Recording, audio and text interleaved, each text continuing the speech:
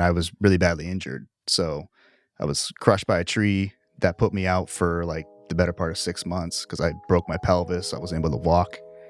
So long story short, through all of that, while I was literally laying in bed, like trying to figure out what I'm going to do next, I just kind of fell back in love with films.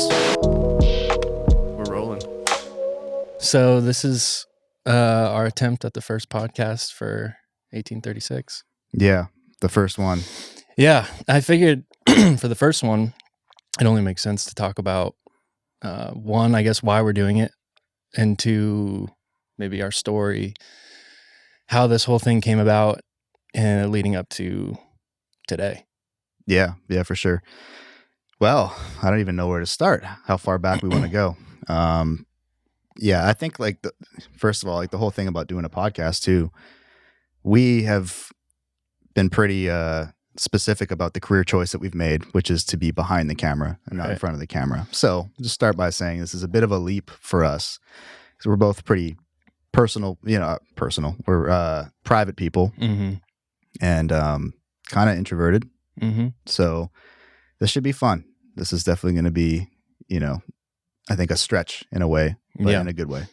So yeah, let's go back, man. Let's throw it back. Yeah, you first. Me first. Okay. Yeah.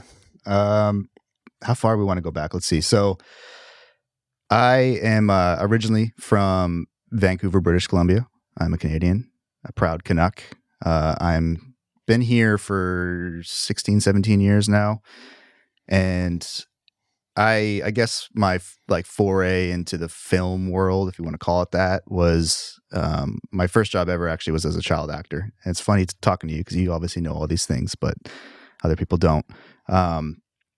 So my first job ever was as an actor. So I started as an extra. I would go on auditions, eventually I got an agent, and that led me into doing commercials, some feature films, stuff like that, a couple of TV shows.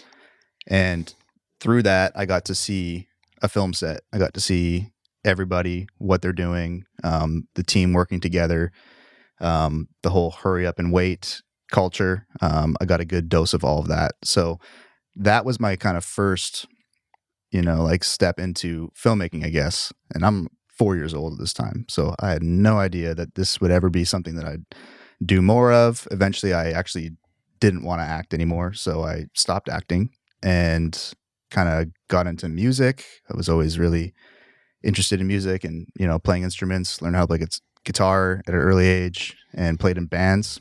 And that's kind of what led me into video as well. So back when I was in college, I started producing music. I was producing hip hop and stuff for some friends of mine.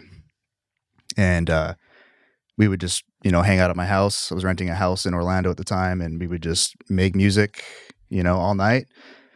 And I'd mix it the next day. They'd have a song. And it wasn't too long before they're like, hey, what if we made music videos for these? I was like, cool, I don't do that. But I know someone with a camera. So we had a friend who had can't remember what it was, an old Canon camera. And we'd go and make these hip hop music videos. And the guy with the camera didn't know how to edit. So he would just pass the footage off to me. I would edit them. So that was actually my first time editing any video. Oh, I didn't know that.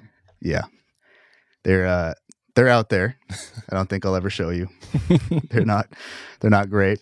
But it was fun. It was fun to do it, and the best way to learn is just by doing it, just jumping in and doing it. And I think we've had a lot of conversations about this, but that's the cool thing about kind of the music world and playing in bands. And I know you have a similar story with that. It's just a DIY culture. It's like you figure it out, and the whole thing is driven by creativity. It's like, well, I want to do this thing. I don't know how, but I'm going to do it because it's fun.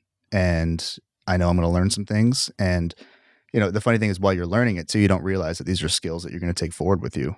And those things, if I look back now, they did teach me a ton about storytelling, editing, all those the technical aspects of it. And I feel like had I never been in music, I probably would have never gotten into video because to me, it's just an extension of it. Yep. So that's kind of how I got started. Eventually, once I graduated from college and went for audio engineering, I moved back and forth to Vancouver a few times, trying to figure out what am I supposed to do. You know, do I want to work at a studio? Do I want to do my own thing? You know, all those questions that you have when you're 21, 22 years old. Mm-hmm. And eventually, you know, trying to find a job in a studio is tough. You know, you're going to have to intern for a year, 2 years, however long it takes. And I was at a place where I was living on my own in Vancouver. I had rent. I had to, you know, provide for myself. So I started working with a buddy, just, you know, picking up odd jobs, working construction, stuff like that. And eventually decided to move back here to Florida. Florida is where my family lives. So my parents, my brothers, they're all here. And really, once I moved back here, that's when I got serious about really trying to find my path. Like, what do I want to do for the long term here? Like, what's going to be my career and the thing that I do every single day? And the thing I ended up actually getting into was live production. So I was able to use a lot of what I learned in school and apply that to the live arena. So I worked at a large church here in the area that at the time had one location. But when I started working for them, they were just about to start launching campuses. So what that meant for me was I was able to get my foot in the door there, overseeing the audio team and, you know, and the visual team, and then going and launching these campuses. And that was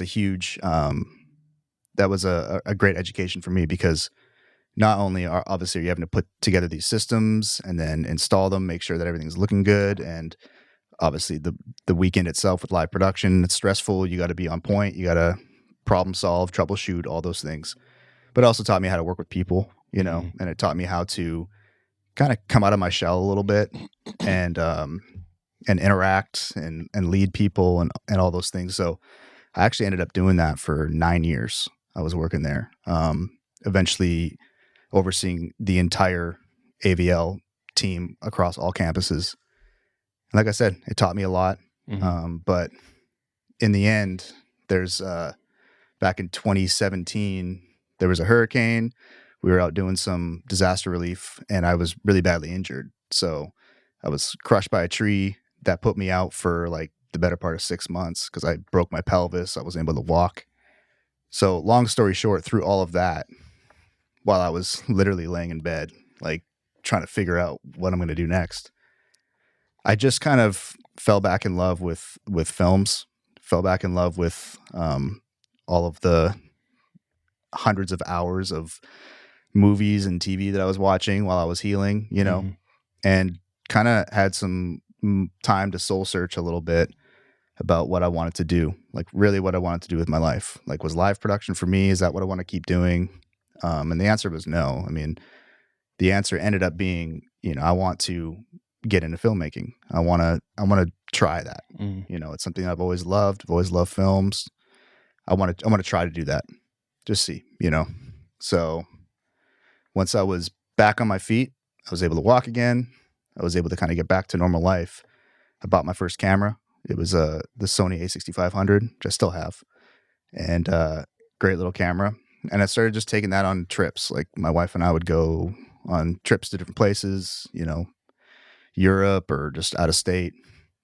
And I'd film those. I'd edit them just because it was fun. You know, it was fun to do that. It was a great creative process. And eventually just kind of started putting them out on social media just because I had no like real plan of what that would lead to. And it wasn't long before I got my first client through that. So someone just saw it and said, wow, that's, you know, great work. Can you do this for my brand? And that's what started it all. That was, you know, from there, it was just project after project. And you know, a lot of the time people kind of have to get their feet wet by doing a bunch of free work, you know, especially, you know, whether it's photographers, videographers. I mean, it's just like, that's kind of expected. It's kind of expected that you're just going to do a bunch of free work just for the opportunity, right? Right. People come every day and say, well, hey, you know, do this video for me because there's going to be a lot of eyes on it, and we're going to do more videos and eventually we'll be able to pay you. Well, sometimes that's true. But fortunately for me, I never had to do that. I mean, I just went from paid project to paid project, and eventually was able to replace my salary that I was making at the church at the time. So I was still working at the church. And that's when, you know, when I was able to replace that salary, that's when I had to really ask myself, like, okay, I can't do both really well. Mm-hmm. I have to choose one. And I decided to choose to do video production full time. Yeah. So right around that time, once I made that decision and I had some clients lined up, my wife and I sold our house, sold most of our possessions because we knew that we were going to be moving into a very small apartment. Mm-hmm. And we just couldn't fit all the stuff that we had. So we sold everything. My wife had also left the job that she was at the same time. Yep. And we both moved downtown Sarasota in a little apartment building, which is kind of, it's not where our story begins, but it's definitely where our collaboration begins with video production. Yep. So,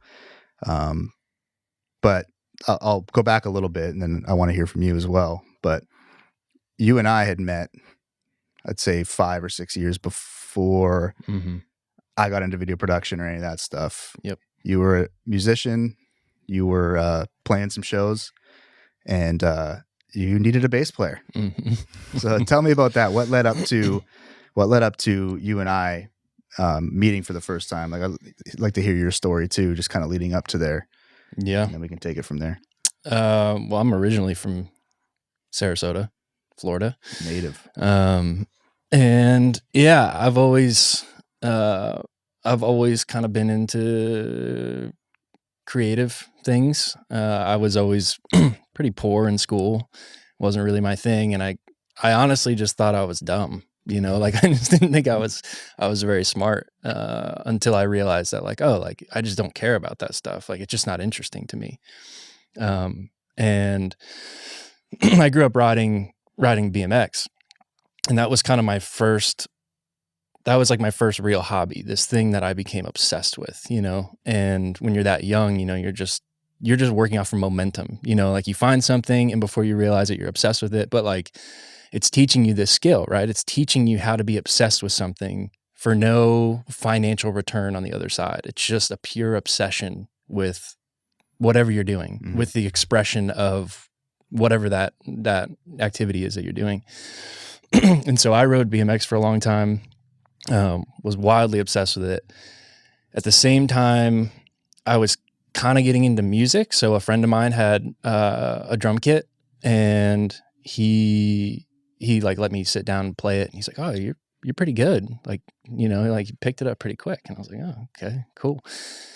And I was like, "Oh, can I come back and play?" And so I just come back. He lived like right around the corner from me, and I would go back, play, and really fell in love with it. Like, still riding BMX, but also kind of in this music thing. And eventually just kind of started making friends in that world, the music world, and playing in local bands, doing that whole thing, jumped from band to band for, you know, whatever, between 13 and 17, you know, local bands. We did like a couple like regional tours kind of things, but like just developing my craft. You know, I was playing 8 hours a day, you know, just like I was obsessed with playing drums. What kind of music were you playing at the time in those bands? It was like back in the like Taking Back Sunday kind of era. So it was kind of that like emo pop rock style. And there was like a little scene around here. So there'd be little shows and stuff. And there was a local band here, and they were like the big band in town, the band that they would sign to a label and whatever. It's called Burden of a Day. And I was playing in like this pop band, and had made friends with the Burden of a Day guys. And one day I got a call from the bass player, and he's like, "Hey, like we need a drummer. Are you interested?" And of course I was like, absolutely. Yeah. Immediately. So I went to a rehearsal, did practice with them, whatever, and joined the band. And that was kind of the leap from the local you know, like local shows to now kind of like your national touring band. Right. So they were already signed. They had already been established. They had already been doing their thing. I did like the last record with them and like just toured on that before the band split. They had been around for a while and they all had families and things. And, but me and the lead singer, you know, still very much wanted to pursue music. You know, he was from Connecticut, moved back home to Connecticut. I stayed here. A couple years went by and, I started writing music with another buddy of mine, and it was just for fun. It was just kind of like, let's just sit down and I need to get something out, you know, like I need to play. And the stuff wasn't too bad. I was like, all right, like this is interesting. This is really interesting stuff. So I was like, well, let's call, you know, this like the lead singer. Let's give him a call, like send him the tracks and just see what he thinks. He was still up in Connecticut at the time. Yeah. He's back up in Connecticut. And so we send him the track and he records like a scratch vocal over it. And we're like, oh shit, like this is good. Like, I think this is good. And so he actually immediately moved back down here, and figured out a place to stay and all that stuff. And we just kind of started pursuing that. And it's funny, this was like 2012, 13, something like that. So it was kind of the earlier days of YouTube. And we were kind of in a position where there were some resources, like video resources and studio resources and things that we had. And so we just like started, you know, writing these songs, recording these songs. It was a little recording studio, and then shooting like these live music videos, Right. and just putting them out on YouTube. And we made probably 4 of them. We made an EP, and the band was called Colors. And yeah, so we were trying to figure out what to do with it. Didn't really know, you know, we knew we liked what we were doing, but we didn't really know. And so we hadn't played any shows, nothing. Like we had put it all out on, you know, whatever streaming platforms and YouTube, and it had gained a little bit of attraction just because of the previous hardcore band that we were playing in. Well, you guys were also doing music videos too. Yeah. Yeah. Because that's how I first, I think, saw, that was the Skin and Bones EP, right? Yeah. And you did like 2 or 3 music videos from that. Yep. Yeah. Yep. I think that was the first time I heard Colors. Yeah. Was watching a music video on YouTube. Yeah. I was like, damn, this is good, man. Yeah. Yeah. It gained a little bit of traction, at least like locally and regionally. And so we're like, well, we want to play a show, you know, like what do we do? And the one of the guys in the band his dad was a pastor of a church that did like some pretty decent live production. And so we had this like crazy idea to turn these line arrays around and do kind of like a in the round sort of performance where the crowd was around us on the stage with us and we were kind of in the center performing, and we had a light show and all these things, and it was a huge production for us, and we live streamed it. And it was like one of the most fun things, like just such a fun show, you know? Yeah, it was I can like, attest to that, man. I was there. Yeah, you came. It was fun. Yeah, there's about 100 people, and we just did it really discreetly. Like we put out like these little feelers for it, and the first 100 people that got back to us, like that was it. You know, it was super intimate. And so yeah, we live streamed it with, I don't know, 4 or 5 cameras or whatever, and it was a good time. It was a great time. And then we kind of just went back to like, I don't know, like what are we doing? You know, like trying to figure out the next thing. And it was probably a few weeks later, the lead singer and I were just like laying on the beach, you know, and got a phone call, and just a random phone call, Chicago area code. And it was an A&R rep from a label called Victory Records. And they were like, hey, like we saw your live stream, like, would you be interested in coming up to Chicago to showcase? And I thought it was bullshit. Like I was like, this isn't real. Like, right. You know? But yeah, 2 weeks later we packed everything into a little Prius and drove up to Chicago and did the showcase, and they were all really stoked on it. And we went back to their headquarters, and they wanted to negotiate a deal. And That showcase, you were playing stuff from like the Skin and Bones EP, or was it a mix? Yeah. It was a mix. So in that time between this first show that we played, that we live streamed, and going up there, we had moved from 4 members in a band to 3. And so we had started to shift a little bit into like the sound, because, you know, we lost a guitar player. So we're like, okay, like we kind of have to figure this out. A little bit more electronic, kind of like moved a little bit. So by the time we had gotten up to Chicago, we had other songs written that they weren't expecting, you know? So like, They were also probably expecting 5 people from the band to be there. Exactly. Yeah. So they were like, what's going on? It was this tiny little venue, and there was probably 30 of them that showed up from the label. And it was like the most nerve-wracking thing, because like you go in, you set up, you have like a rehearsal, sound check, whatever, and then they all walk in silently. You don't meet anybody. They all just stand there silently. You play your set, and then they all leave. They don't say a word to you. So it's just a really bad show. That's what it is. Exactly. It's like the show you hope to never. Nobody's clapping. They're just observing, and you're like, this is like, everyone's very sober. Yeah. Yeah. So it was super nerve-wracking. Honestly, we left that show, and we started driving back. Like we packed up, and we're like, I guess we'll just go back to Florida. Like, we just drove all the way to Chicago, played the show. We're going to drive right back. So we're about to get on the interstate, and they call us, and they're like, hey, like, we'd love to have you back. And then we negotiated the deal over the next, I don't know, 3 or 4 weeks, and signed the deal.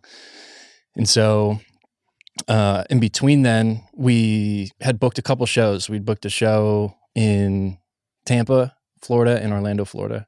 And we needed a bass player. That's where you come in. We were just getting ready to go to Los Angeles to record the first LP, the record. And I don't remember how we got connected. I remember that I think the first time we ever met was at a wedding. I think it was at our buddy Jesse's wedding. Oh, yeah. We met because I think that was the first time I met you and Kyle were there. Mm-hmm. You guys were hanging out by a tree. Yeah. Very, not talking to anybody. Yep, sounds about right. But I already knew of you guys through mutual friends, obviously, but also just like through Colors and the music you guys were making. Yeah. And I was a fan of the music. Yeah. I was like, it was being at that show and obviously like seeing all the music videos before, like I was really, really into the music you guys were making. So I remember at that wedding, my wife and I were playing music for the wedding and for the reception. So it was like an acoustic set. So I'm playing guitar, she's singing. And, we were ill prepared. We stretched songs very, very long and, didn't know how long the reception was going to be. But I remember seeing you guys and I think we took a break or something. And then I talked to you guys. We met and that was kind of it. I mean, we didn't see each other again for a while. Mm-hmm. I can't remember how it went with the bass, the filling in on bass thing. I think it was probably Jesse or something was like, hey, it must have been that. Because I do remember as well, you guys were either like working on demos for the EP or something. Because I think that was before I filled in on bass. You guys wanted some guitar stuff. Yep. And so I recorded some guitar stuff over something and like sent it to you. And then, it was probably months later where I filled in on bass. But that was, there was only one show. I know you always say it was 2 shows that I filled in, but was it only one? It was one show. Oh, okay. It was at the local 662. Okay. Yeah. It was one show. Okay. Yeah. And I know we rehearsed like a couple times before that, leading up to the show. Played the show. Show was fun. Yeah. But then we didn't talk again for like 5 or 6 years. Yeah. Yeah. We kind of like, we played that shows in December, and then New Year's Day, we left for California for I think 8 weeks to record the record. And then from there we got back and just started touring. Like we were just like fully focused on just pushing the album. And we did that for, I don't know, 4 years maybe. Were those first couple shows it was a Tampa and Orlando show. Mm-hmm. Were those your first shows aside from the showcase you had done and the live streamed show? Or had you guys been playing shows before the local shows? No, that was it. That was it, right? Yeah. Yeah. Those were the first two, like, that was kind of like we were kind of testing out some new material, just kind of like trying to figure out like if this stuff resonates. Again, we were just kind of in this transition. And by the time in between showcasing for the label and then leaving to record the record, we had lost another member. So it was just two of us. So we were like transitioning even more. So it was moving into like this electronic space, and I was starting to learn synthesis and understanding how to write music around that kind of structure and what that would look like, because I was playing drums. So it was just a drummer and a vocalist. Like that was it. And so we were trying to figure out how to make that work. And so yeah, we left for LA, toured, and did that whole thing. And the music industry is it's just tough. Mm-hmm. It's tough. It was tough. It's a tough industry to work in. It's a tough industry to survive in. Like, it's really hard on the body. And I was pretty, self-destructive, in my 20s. So, so I got out. What were like, because you had done some touring before with Burden of a Day. Mm-hmm. You've been playing shows for a long time, so you already knew the drill in terms of like touring and what that takes. Yeah. Like what were your expectations of touring as a signed band versus unsigned? Like what were I guess how did you think it would be versus how it actually was? Yeah. Yeah, I think it's a really romanticized lifestyle. People dream of that. And I did. Like when I was 10 years old, when I first started playing drums, I was like, oh, this is what I'm going to do with my life, and it's going to be this, and it's going to look like this, and we're going to have whatever. That's what you see, right? Like you see these like larger than life characters get up on this huge stage with all this smoke and all these lights and all these people screaming.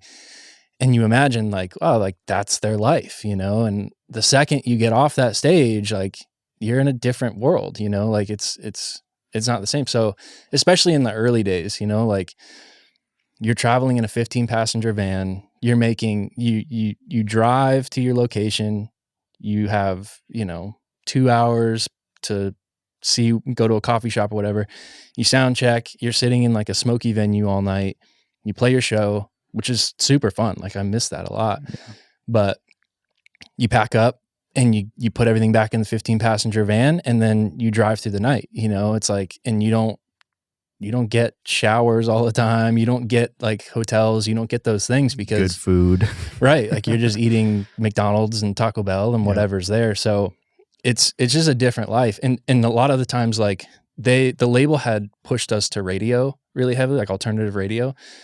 And so basically it was even more stringent, because when you're doing radio runs alongside your tour, usually your radio sets are in the morning. Right. So you would leave, do like an 8-hour drive through the night, get there, do your radio set, try to sleep between, that and the show, and then wake up, do the show, and do it all over again. You do that, 40 days in a row. That's rough.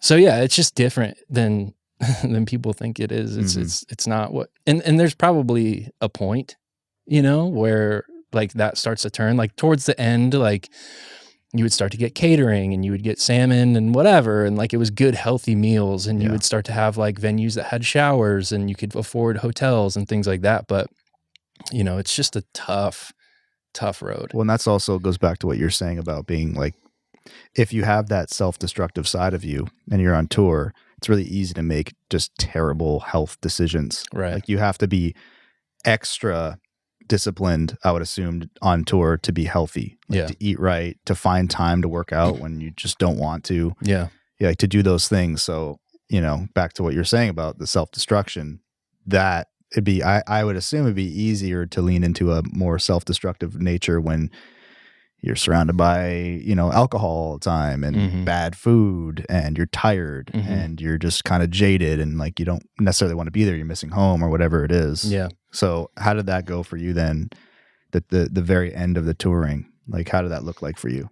So towards the end, you're on the, you're driving and you're bored a lot, and this is like right around the time where like podcasts were coming up. And I remember randomly stumbling across Joe Rogan. like really, it was like the Steve-O podcast or whatever a long time ago, and listened to that. I was like, oh, this is really interesting. And it's 3 hours, so it passes the time. Like, this is great.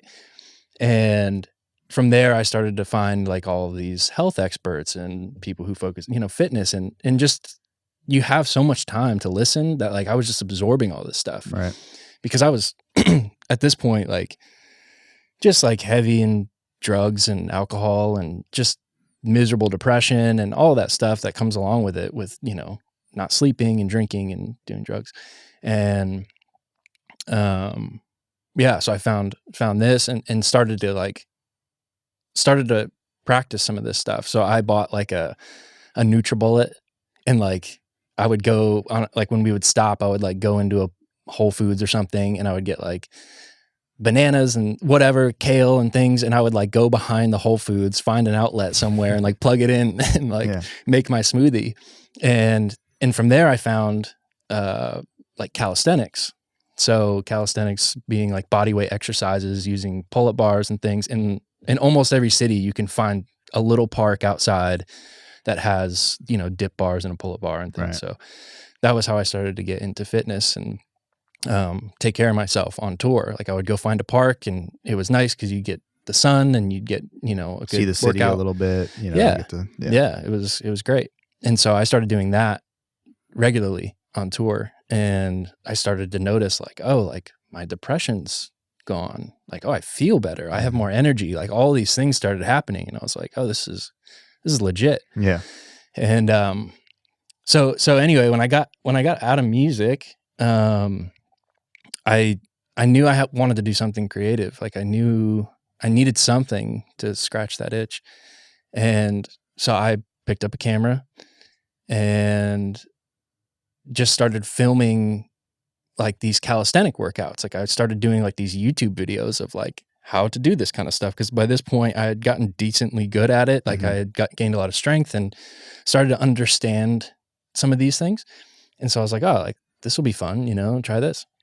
And did that for a while. And that was how I cut my teeth on shooting and editing videos. Right. We had done music videos while we were in the band. And I was really interested in that. And we put a ton of work into that, but it didn't really give me a lot of like the technical abilities, like actually holding the camera, figuring out like how all this stuff works. Right. So that was how I kind of cut my teeth on that. And, my ex-wife and I moved into that same apartment. And it was funny because like I had picked up an A6300, which is like basically the same camera, like we had, but when we met, like we ended up moving across the hall from each other, and running into each other randomly after 5 years, and like we had like the same gear, we kind of shot the same way, we had the same, goals of like how we wanted things to look and feel. And it was just really bizarre, like running into you again and like having so many similarities in like our styles and what we wanted to do and our approach to the whole filmmaking process. It was crazy. For sure. Yeah. And we can talk gear as well, because I know this is, we want to talk video production and get into the nitty gritty with the gear, but I think what it came down to, like the biggest thing, obviously we connect on a personal level, we've become really good friends through all of this, and as well as business partners. But the biggest thing, at least to me, was just knowing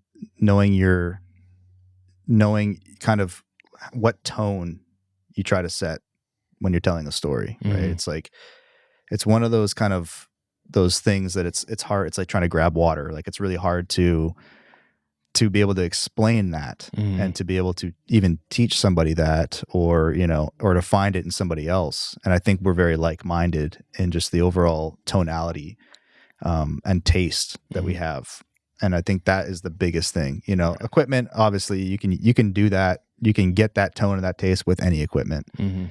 We happen to gravitate towards the exact same rigs, but I think it was like that, just knowing like we were on the same page. Yep. Like we were on the same page, and that's stuck, which is the cool thing. It's like it's made it so much easier, I think, for us working together on hundreds of projects now. It's made it so much easier just because we have a shorthand that has been there really since day one. Mhm. And that shorthand is based on the style and the tone that we're going for. Mm-hmm. We just know. Mm-hmm. And that answers a lot of questions that I think a lot of people might struggle with. They might have, questions about how to approach something or how to tell a story, whether it's in shooting or the edit. I think we have like this guiding light, which is just knowing that we're after something. Right. We're after a certain vibe, a certain aesthetic, and a certain way of telling a story, in an authentic and a human way. And I think that's been, at least for me, that's really what I connected with you, was like, oh, we're on the same page here. Mm-hmm. Like when we go out and shoot together, like we don't have to explain to each other obviously we have discussions about what we see for a scene or for a project, but we know that they're in the same world. Mm-hmm. Like we're living in the same universe when it comes to that stuff. Yeah. But anyway, yeah. So back to the apartment. Mm-hmm. So we were both running Sony cameras, which are just mirrorless cameras. We also had the same gimbals. I think we were the Zhiyun Crane 2s or whatever they were. Yeah. Which just finally died. Yeah. They've been sitting in the back of our truck for, I don't know, 2 years now. Yeah. And I literally just had a shoot the other day, and I was going to use my old trusted crane, and I balance it and everything right. Obviously it works fine in the office, put it in the truck, head to location. As soon as I took it out to shoot with it, turn the thing on, and it's just whoop, nothing, just done. The gears are shot. So anyway, they were good gimbals though. They were, yeah. They lasted. And they were cheap, like, yeah, I mean, we did. We used those on a ton of shoots. So like when we realized we had all the same equipment, same kind of aesthetic, understanding, and just liked the same stuff. Yeah. Creatively. It wasn't long before we started working together, because you were doing your thing. I know. I think by the time I moved into the apartment, you were taking on client work, or you're about to start taking on client work. Mm-hmm. I was already doing some client work.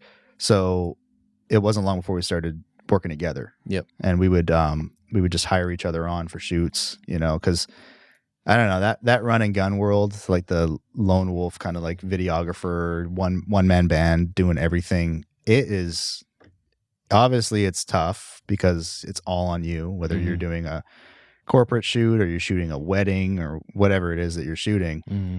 It's tough, but it's also kind of lonely, and it's not. To me, it's just not as fun as shooting with somebody. Yeah. It makes the day, the 13, 14-hour day go by a lot faster when you're working with somebody. Yeah. You have somebody else to suffer with. Yeah. Yeah. Yeah, exactly. Especially for weddings, but yeah, so we started working together quite a bit. And I think maybe the first time we worked together was it was a shoot for a local resort. We did like 3 or 4 days in the dead of summer. Mm-hmm. It was all on the beach. It was hot, and they were pretty long days. So I remember that was, I think, one of our first projects we worked together on. Yep. And but it was fun. Yeah, no, it was great. It was a lot of fun. That was the first project that we had done together, and we let's see. I don't know what the time difference was between that and that first music video, but that was like the genesis. Like we had been working together for probably a year, off and on, just doing like small projects together. And then I got an inquiry from a band called Lone Wolf, and they wanted a music video, which was something that like both of us really resonated with. Like we had really started with like, oh, maybe we can push this music video stuff. Like we both come from music. We understand like the pacing and tone of that world. Like, so. Yeah, we had more experience doing music videos, and we're more comfortable doing them than probably anything else. Yeah. And it was the thing that we really wanted to do. Yeah. Like when we started the company, when we started 1836, that was what we were trying to do. Yeah. Really. It was like, let's just do music videos. Like it's our world. We know it. Like they're fun. You can be super creative. Yep. So yeah, I remember we were really excited about that first Lone Wolf music video. Yeah. It was like, here's our chance. Yeah. Let's do it. Yeah. We're like, let's go in on this together. And maybe this can be, we had already been talking about working together and starting the company. And we're like, hey, maybe this could be like the first project that we use on our portfolio to kind of whatever. I think it was like $1,200 or something. Like, yeah. It wasn't a lot of money. And it was like 3 days of shooting, and we dug this huge grave and buried him in this grave. And that was like such a gnarly shoot. Cause like we're out there till like 2 a.m. in the summer. It's like bugs everywhere. Well, I remember too, like we shot one of the scenes we shot in this big warehouse. And I don't know why we always end up doing shoots like in the dead of summer and in places that don't have AC. I know. Always, especially in the beginning, it was always that. And that first music video, man, that was hellacious. That was like day one, I think we shot in that warehouse. And the whole thing was, the premise was there's this whole like this guy gets captured by somebody else, this unknown masked figure, and he gets drugged and he's, he gets brought to this other location and he ends up getting put into a grave. And then at the end, there's always a twist with a good music video, right? At the end, it turns out it was his alter ego. So it was the same guy. He just had kind of killed his old self and put him in this grave and buried him alive, by the way. I'm surprised we didn't get like flagged on YouTube for that. But that was kind of the concept. So it started in this big warehouse. And fortunately, we have a friend he's a commercial realtor. So he's been huge, which is like a big word of advice for anyone who's filmmaking. Meet a lot of commercial realtors because they have access to locations that you just don't have access to, whether it's like abandoned warehouses or just there's all kinds of really cool locations. So anyways, he was able to get us this big abandoned warehouse, no AC, really high ceilings. And we kind of like, we went into it knowing like, hey, let's try to do this right. So we had some lighting. We had a very like humble lighting setup, but we tried to do our best with what we had. So dude, I remember we went up on this like really sketchy ladder to the I-beam to try to like mount some lights up there. And we're just like soaked in sweat. And that was, day one. Day two, I can't remember exactly what we did day two, but I think maybe we're out doing like the grave scene or something. And that was our first time trying to light a night scene. So why don't you tell us a little bit about that? I think we had like I can't even remember what we had, some LED panel, some small LED panel, which in hindsight's hilarious. And then we just used like headlights from the van. Like my dad's van. Yeah. He was like driving up in a van, pulls up to this already dug grave that we had dug like 2 weeks prior, pulls the guy out of the truck, drags him to the grave and buries him. So we basically just, it was a 2-light setup. It was the headlights from the truck and a blue light, moonlight that we could get like, 12 feet in the air or something like that. So it's just like washed in blue. And we ended up rolling him into this grave. I think it like ended up hurting his shoulder or something because he was all tied up. And well, we just didn't have we planned as much as we could, but again, with like a $1,200 budget, and all that physical work just to make the shoot happen. There were some things that we missed. Obviously. Oh yeah. Like every single project and every project after, there's things that you learn and that you miss and you figure out and you try to fix for the next time. Yeah. But on that one, I remember the lighting setup for the moon, that's tough. Night exteriors are very difficult. Yeah. Even when you have the right equipment, which you usually don't, because it's really tough to make the moonlight look real. Especially when you don't really know what you're doing. And that was that. So I remember we learned a big lesson there with night exteriors. Like, okay, these are tough. We have to figure out another way of doing these. But even like small things, like he was supposed to be dragged from his feet out of the truck. And like we hadn't thought that through. Right. So like, are we actually going to drag him and risk him hitting his head on the tailgate as he falls out of the truck? Yeah. So that right there is like a 15-minute conversation about like trying to like figure out how we're going to block it and do it. And we ended up just doing it in like 2 cuts, I think. Yeah. It was like pulled, cut to him falling on the ground, right. something like that. Yeah. But those are the kind of things I think that you have to think through ahead of time because they are just the biggest time sucks on set. Like they will waste your time if you haven't thought through all of those little things. Every one of those shots, especially if it's like a linear story like that you're trying to tell, like you have to just think that stuff through. And a lot of it we didn't think through and we just kind of figured out on the day. But that was I think that project was a huge game changer for us just in the lessons that we learned. Yeah. Yeah. And music videos, like, they really give you that leverage to be able to do that too, because they're creative in nature, even with like the story driven one that we had, like we had shot a performance as well. And it's one of those things where like you can always cut back to that performance. You know, if you're missing something or if there's a shot you didn't get, like there's so much flexibility in music videos that like it's one, creative. So like you get to flex that creative muscle. Two, it's really lenient on like how you can cut it up. Like you can easily kind of shift the narrative a little bit if you need to, if there's something you didn't get, whatever. So I mean, music videos really gave us like, I mean, it taught us so many lessons, you know, just like what it looks like to put all this stuff together, and then missing these things, and then what it looks like in post-production to go through and like, okay, well, we don't have this, so maybe we can pivot this way. And so music videos, like, I mean, they're one of the best ways to cut your teeth, really. Yeah. Cause in the end they can be obscure and they don't have to make perfect sense, right? You know, cause art. Yeah, exactly. It's fine. Exactly. But yeah, we learned a ton on that one. And after that, we did 3 more music videos for that same band. Yeah. They changed their name. Yeah.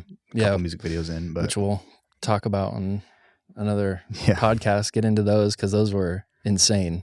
Yeah. That second shoot, which, we don't have time to get into right now, but that second shoot was, I feel like that, like till this day, we learned more on that shoot than any other shoot we've done combined. Like that was so much work. Yeah. But, you know, it turned out pretty cool because we approached it, you know, taking the lessons that we learned from the previous music videos that we've done. We really decided to just go all out on that, on that video, on that second video for them. Yeah. Yeah. Yeah. Before we end, we got to talk about the name. Okay. We skipped over the name. It's part of the story, but everyone asks about the name. What's 1836? The name. So we just, you know, obviously we just talked about the serendipity of us both moving into the same apartment building after not having seen each other in 5 or 6 years since that last show that we played, with the same equipment, the same kind of, you know, creative sensibilities.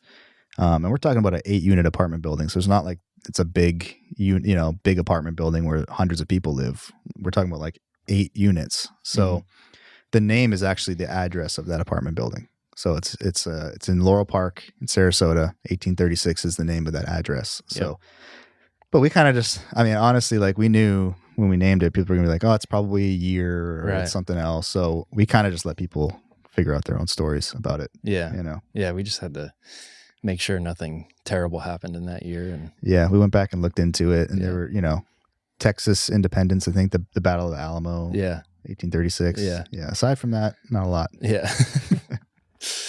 Cool. Yeah. All right.